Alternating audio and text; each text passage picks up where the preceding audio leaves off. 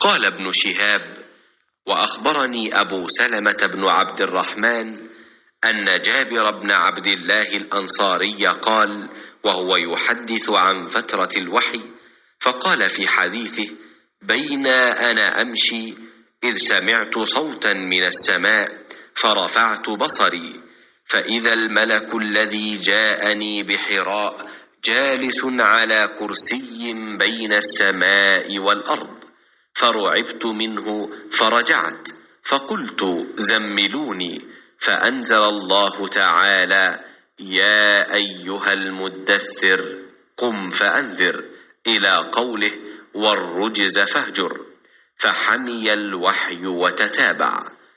تابعه عبد الله بن يوسف وأبو صالح، وتابعه هلال بن رداد عن الزهري، وقال يونس ومعمر بوادره. حضور اکرم صلی اللہ علیہ وآلہ وسلم نے وحی کے رک جانے کے زمانے کے حالات بیان فرماتے ہوئے کہا کہ ایک روز میں چلا جا رہا تھا کہ اچانک میں نے آسمان کی طرف ایک آواز سنی اور میں نے اپنا سر آسمان کی طرف اٹھایا.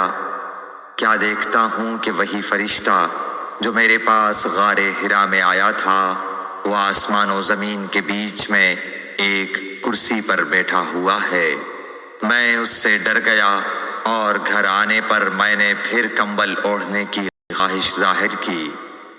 اس وقت اللہ پاک کی طرف سے یہ آیات نازل ہوئیں: اے لحاف اوڑھ کر لیٹنے والے، اٹھ کھڑا ہو اور لوگوں کو عذاب الہی سے ڈرا، اور اپنے رب کی بڑائی بیان کر، اور اپنے کپڑوں کو پاک صاف رکھ اور گندگی سے دور رہ.